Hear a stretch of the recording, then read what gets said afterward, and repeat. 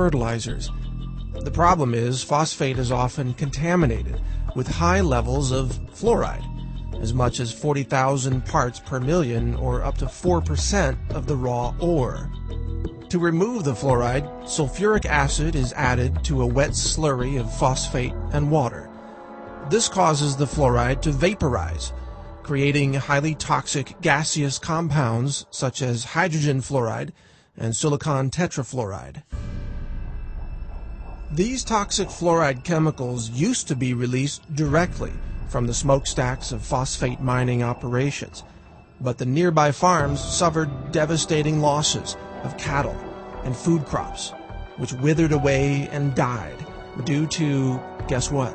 Fluoride poisoning.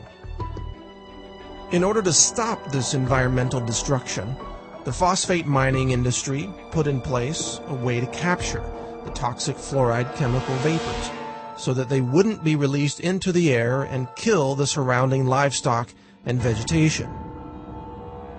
This was accomplished by installing wet scrubbers that captured the toxic fluoride chemicals, preventing them from being released into the environment and killing the plant and animal life living nearby. It is from these wet scrubbers that toxic fluoride chemicals are now harvested. They're collected, repackaged, shipped to your local city, and then dumped into the municipal water supply.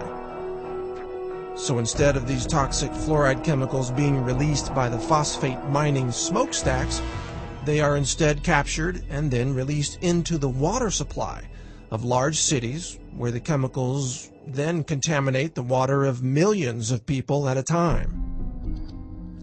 This is called water fluoridation.